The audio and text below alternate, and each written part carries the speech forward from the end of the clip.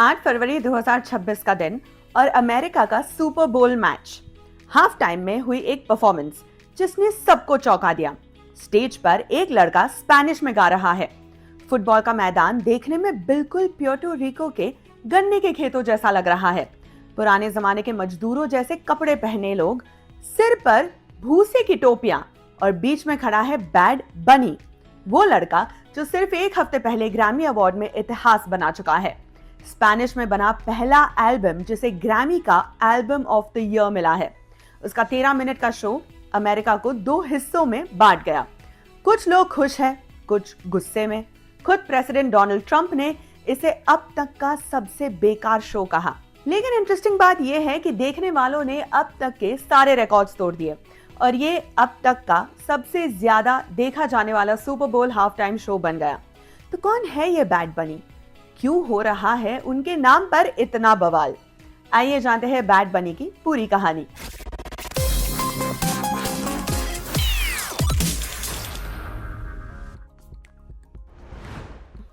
इनका जन्म 10 मार्च 1994 को प्यूर्टो रिको के बायामॉन शहर में एक आम परिवार में हुआ। नाम रखा गया बेनितो एंटोनियो मार्टिनेज ओकासियो। पापा टीटो मार्टिनेज एक ट्रक ड्राइवर थे। मम्मी लियासोर ओकासिया स्कूल टीचर थी। थोड़े दिन बाद फैमिली वेगा बाया शिफ्ट हो गई, एक छोटा सा शहर जहां बेनितो बड़े हुए। कोई फिल्मी खानदान नहीं था, कोई सिंगर म्यूजिशियन बैकग्राउंड नहीं था, बस एक आम परिवार जो अपने बच्चों को अच्छी जिंदगी देने की कोशिश कर रहा था। बेनितो को बचपन से ही गाना बहुत पसंद था। स्कूल में गाते, चर्च में गाते, लेकिन कभी सपने में भी नहीं सोचा था कि एक दिन वो दुनिया के सबसे बड़े पॉप सिंगर बन जाएंगे। उनका नाम बैड बनी कैसे पड़ा, इसकी कहानी बड़ी मजेदार है। अपने बचपन की एक फोटो में उन्होंने खरगोश का सूट पहना हुआ है, लेकिन चेहरे पर गुस्सा है। जब ये फोटो उन्होंने इंटरनेट पर डाली तो लोगों की ओर से खूब प्यार मिला। फिर उन्होंने ट्विटर पर बैड बनी नाम से अकाउंट बनाया और जब फेम मिलने लगा तो यही नाम उनसे चिपक गया। 2016 की बात है। बेनितो कॉलेज में पढ़ रहे थे, लेकिन दिल तो गानों में लगता था, तो उन्होंने अपने गाने साउंड क्लाउड पर डालना शुरू कर दिया। साउंड क्लाउड वो वेबसाइट है जहां कोई भी अपने गाने डाल सकता है। बेनितो अपनी स्टाइल में लैटिन ट्रैप और रेगेटॉन गाते थे और फिर आया डी लेस नाम का एक गाना जो वायरल हो गया। लोग सुनने लगे, शेयर करने लगे। फिर प्यूर्टो रिको के सबसे बड़े डीजे लुइन ने इस पर ध्यान दिया और बेनितो को एक बड़ी म्यूजिक कंपनी के साथ साइन करा दिया। बस यहीं से शुरू हो गया उनका नया सफर। 2017 में बैड बनी ने बड़े सिंगर्स के साथ गाने बनाने शुरू किए।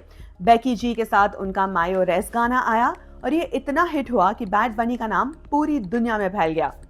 लेकिन सबसे बड़ा ब्रेक मिला 2018 में कार्डी बी और जे बाल्विन के साथ। गाना था आई लाइक इट। ये गाना अमेरिका के बिलबोर्ड हॉट 100 में नंबर 1 पर पहुंच गया। ये बैड बनी का पहला नंबर 1 हिट गाना था और इसके साथ उन्हें मिला ग्रैमी अवार्ड का नॉमिनेशन। 2018 के आखिर में उनका पहला पूरा एल्बम एक्स 100 प्री आया, जिसे लोगों ने खूब पसंद किया। इसी पर बैड बनी को उनका पहला लैटिन ग्रैमी अवार्ड मिला और यहीं से शुरू हुई उनकी अनस्टॉपेबल जर्नी। अब सुनिए सबसे इंटरेस्टिंग बात। 2020 में दुनिया कोरोना महामारी से जूझ रही थी। लोग घरों में बंद थे। इसी समय बैड बनी ने एक नया एल्बम निकाला, YHL QMDLG। इसका स्पेनिश में फुल फॉर्म है, पर मतलब ये था कि मैं वही करता हूँ जो मुझे अच्छा लगता है। और फिर नवंबर 2020 में आया एल अल्टीमो टूर डेल मुंडो और इसने इतिहास बदल दिया। ये पहली बार हुआ था कि पूरी तरह स्पेनिश में बने किसी एल्बम ने अमेरिकी बिलबोर्ड्स को टॉप किया। 2022 में आया उन बेरानो सिंटी और इसने तो धमाल ही मचा दिया। ये स्पॉटिफाई पर सबसे ज्यादा स्ट्रीम्ड एल्बम बन गया और बैड बनी बन गए 2020, 2021, 2022 और 2025 में स्पॉटिफाई पर सबसे ज्यादा सुने जाने वाले आर्टिस्ट। 5 जनवरी 2025 बैड बनी ने अपना छठा स्टूडियो एल्बम रिलीज किया, जिसका टाइटल है डेबी तेरार मास फोटोज। इसका मतलब है मुझे ज्यादा फोटोज खींचनी चाहिए थी, मतलब कि उस मोमेंट में और प्रेजेंट रहना चाहिए था और उसे और अप्रिशिएट करना चाहिए था। ये एल्बम बैड बनी का प्यूर्टो रिको को प्यार भरा एक खत है। इसमें उन्होंने प्यूर्टो रिको के पुराने म्यूजिक स्टाइल्स जैसे साल्सा, प्लानो, बॉम्बा का इस्तेमाल किया। हर गाने में उनके कल्चर और उसके पीछे छिपी दर्दीली कहानी की झलक है। स्पॉटिफाई पर इस एल्बम के गाने अरबों बार सुने गए और फिर इसे मिला ग्रैमी अवार्ड्स की ओर से एल्बम ऑफ द ईयर। दोस्तों, बैड बनी ने इतिहास बना दिया। ग्रैमी की हिस्ट्री में आज तक पूरी तरह स्पेनिश में बने किसी एल्बम को ये अवार्ड नहीं मिला था। उस रात उन्हें कुल 3 अवार्ड्स मिले। लेकिन जो चीज सबसे ज्यादा सुर्खियों में आई वो थी बैड बनी की ग्रैमी एक्सेप्टेंस स्पीच। जब उन्हें बेस्ट म्यूजिका अर्बाना एल्बम का अवार्ड मिला तो उन्होंने अपनी बात शुरू की 2 शब्दों से, आइस आउट। आइस मतलब United states immigration and customs enforcement. ये वो एजेंसी है जो इमिग्रेशन के कानून को लागू करती है और 2025 और 2026 में ट्रंप सरकार के तहत आइस की छापेमारी बहुत बढ़ गई थी। बहुत सारे लोगों को देश से बाहर भेजा जा रहा था। लैटिनो समाज में डर का माहौल था। बैड बनी ने साफ साफ कहा, भगवान को धन्यवाद देने से पहले मैं कहूंगा आइस आउट। फिर उन्होंने अंग्रेजी में कहा, हम जंगली नहीं हैं, हम जानवर नहीं हैं, हम इंसान हैं। नफरत से नफरत बढ़ती है। नफरत से ज्यादा ताकतवर सिर्फ एक चीज है, प्यार। वही एल्बम ऑफ द ईयर को एक्सेप्ट करते हुए उन्होंने कहा, यकीन मानिए हम सिर्फ 100 बाई 35 नहीं है। उनका इशारा प्यूर्टो रिको की लंबाई और चौड़ाई की ओर था। उन्होंने आगे कहा, हम इससे कहीं ज्यादा बड़े हैं और ऐसा कुछ भी नहीं है जो हम हासिल नहीं कर सकते। भगवान का शुक्रिया, अकेडमी का शुक्रिया और उन सभी लोगों का शुक्रिया जिन्होंने मेरे पूरे करियर में मुझ पर भरोसा किया। इसके बाद उन्होंने कहा, इस एल्बम पर काम करने वाले हर एक शख्स को धन्यवाद। मम्मी, मुझे प्यूर्टो रिको में जन्म देने के लिए धन्यवाद। मैं आपसे बहुत प्यार करता हूँ। बैड बनी यही नहीं रुके। इसके बाद उन्होंने अंग्रेजी में बात करते हुए प्रवासियों के नाम एक भावुक संदेश दिया। मैं ये पुरस्कार उन सभी लोगों को समर्पित करना चाहता हूँ जिन्हें अपने सपनों के पीछे जाने के लिए अपना घर, अपना देश छोड़ना पड़ा। ये पहली बार नहीं था जब बैड बनी ने अपनी आवाज उठाई थी। 2017 में जब हरिकेन मारियो ने प्यूर्टो रिको को तबाह कर दिया था और अमेरिकी सरकार ने सही ढंग से मदद नहीं की, तो बैड बनी ने इसकी आलोचना की थी। 2019 में जब प्यूर्टो रिको के करप्ट गवर्नर के खिलाफ बड़े प्रोटेस्ट हुए, तो बैड बनी खुद उनमें शामिल हुए और प्यूर्टो रिको का झंडा लेकर सड़कों पर उतरे। 2024 के चुनाव में उन्होंने उन लोगों को सपोर्ट किया जो प्यूर्टो रिको को आजादी दिलाना चाहते थे। दरअसल प्यूर्टो रिको अभी अमेरिका का हिस्सा है, लेकिन उनके पास पूरे अधिकार नहीं है। वो प्रेसिडेंट के चुनाव में वोट नहीं डाल सकते। बैड बनी ऐसे सिस्टम के खिलाफ है। 28 सितंबर 2025 को एनएफएल यानी नेशनल फुटबॉल लीग ने अनाउंस किया कि 8 फरवरी 2026 को होने वाले सुपर बोल 60 के हाफ टाइम के हेडलाइनर बैड बनी होंगे। ये पहली बार था जब कोई लैटिनो स्पेनिश भाषा आर्टिस्ट सोलो हेडलाइनर के तौर पर सुपर बोल के स्टेज पर होना था। इस अनाउंसमेंट के बाद रिएक्शंस काफी मिक्स्ड रहे। कुछ लोगों ने इसे खुलकर सेलिब्रेट किया, लेकिन कंजर्वेटिव कमेंटेटर्स का रिएक्शन नेगेटिव रहा। बेनी जॉनसन ने बैड बनी को मैसिव ट्रंप हेटर बताया और ये भी कहा कि वो ज्यादातर स्पेनिश में परफॉर्म करते हैं। Speaker of the house Mike Johnson का कहना था कि बैड बनी की ऑडियंस नीश है और उनमें वो क्रॉसओवर अपील नहीं है। फिर ग्रैमी अवार्ड्स में बैड बनी की आइस आउट स्पीच आई और विवाद और ज्यादा बढ़ गया। खुद प्रेसिडेंट डोनाल्ड ट्रंप ने न्यूयॉर्क पोस्ट से कहा, आई एम एंटी डेम, और ये भी साफ कर दिया कि वो सुपर बोल देखने नहीं जाएंगे। लेकिन एनएफएल कमिश्नर रॉजर गुडेल ने बैड बनी का खुलकर बचाव किया। उन्होंने कहा, बैड बनी दुनिया के महान आर्टिस्ट में से एक है और हाफ टाइम शो का मकसद लोगों को यूनाइट करना है। सुपर बोल 60 Seattle Seahawks versus new England patriots का मैच। तभी हाफ टाइम हुआ और बैड बनी स्टेज पर आए।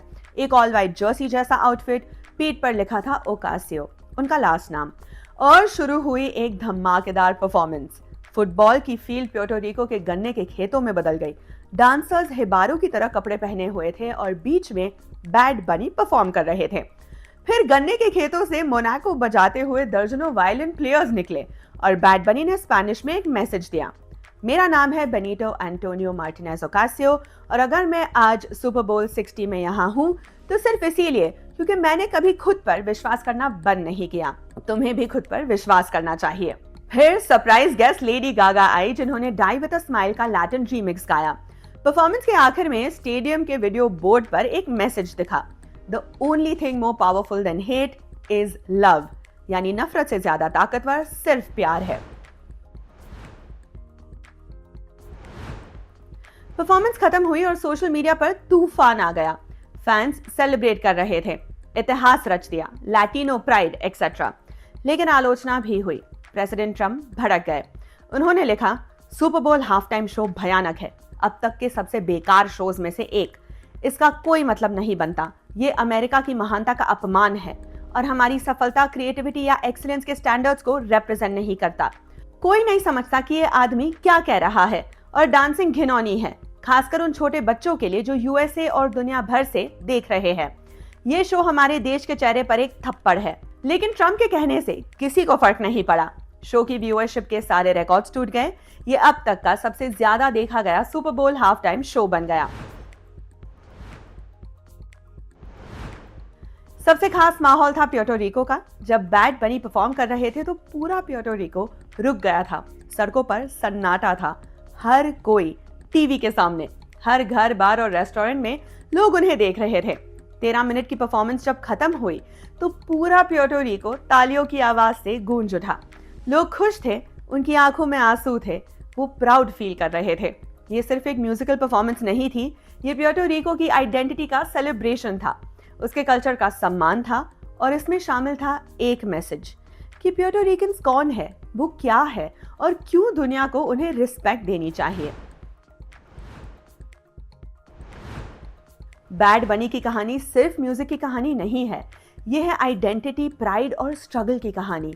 एक आम परिवार का लड़का जो ट्रक ड्राइवर के बेटे से दुनिया का सबसे बड़ा म्यूजिक स्टार बना, लेकिन अपनी जड़ें नहीं भूला। उसने अपनी भाषा से समझौता नहीं की। जिसने कहा कि मैं स्पैनिश में गाऊंगा अपने एक्सेंट के साथ और दुनिया को सुनना होगा। आज बैड बनी के पास 6 ग्रैमी अवार्ड्स है, 17 लैटिन ग्रैमी अवार्ड्स है। वो 3 बार स्पॉटिफाई पर सबसे ज्यादा स्ट्रीम किए गए आर्टिस्ट रहे हैं। 2020 से उनका हर एल्बम बिलबोर्ड 200 पर नंबर 1 पर पहुंचा है और अब वो पहले लैटिनो सोलो आर्टिस्ट है जिन्होंने सुपर बोल हाफ टाइम शो को सिर्फ स्पैनिश में किया। लेकिन सबसे बड़ी बात, बैड बनी ने साबित किया कि आपको अपनी पहचान छोड़ने की जरूरत नहीं है। सफल होने के लिए अंग्रेजी में गाने की जरूरत नहीं है। मेन स्ट्रीम बनने के लिए अपने कल्चर से दूर जाने की जरूरत नहीं है। आप जो है वैसे ही रहिए, अपनी भाषा में बोले, अपने लोगों के लिए खड़े रहिए और दुनिया आपको सुनेगी और प्यार करेगी। हम जंगली नहीं हैं, हम जानवर नहीं हैं, हम एलियन नहीं हैं, हम इंसान हैं और हम अमेरिकन हैं। बैड बनी का ये मैसेज सिर्फ इमिग्रेशन के बारे में नहीं था, ये था मानवता के बारे में, सम्मान के बारे में, प्यार के बारे में। और जैसा कि उन्होंने सुपर बोल में कहा, नफरत से ज्यादा ताकतवर सिर्फ प्यार है। आज के एपिसोड में इतना ही। फिर जल्द ही किसी और स्टार की कहानी के साथ मुलाकात होगी। आप देखते रहिए एम बोले तो। फ्रेंड्स, कंट्रीमैन, सिनेमा लवर्स, क्या आपकी जिंदगी बहुत बिजी है? अपने काम और सिनेमा के लिए प्रेम दोनों में आप तालमेल नहीं बिठा पा रहे? आपको ये तो जानना है कि सिनेमा की दुनिया में क्या चल रहा है, लेकिन ऑफिस के प्रोजेक्ट्स की डेडलाइन कुछ देखने सुनने का टाइम नहीं दे रही। हमारे पास आपकी समस्या का हल है दोस्तों। कैप्सूल, सिनेमा का कैप्सूल, छोटा पर इफेक्टिव। सिर्फ 5 मिनट निकालिए और सिनेमा की दुनिया में क्या क्या हो रहा है सब जान लीजिए, जो जानने लायक है। सिनेमा का डेली बुलेटिन खबर सिनेमा आपको रोजाना के सारे बड़े अपडेट्स देगा। नई अनाउंसमेंट, फिल्मों का collection, release dates, OTT updates, major controversies, सब कुछ। मंडे टू फ्राइडे रोजाना शाम खबर सिनेमा सिर्फ एम बोले तो पर।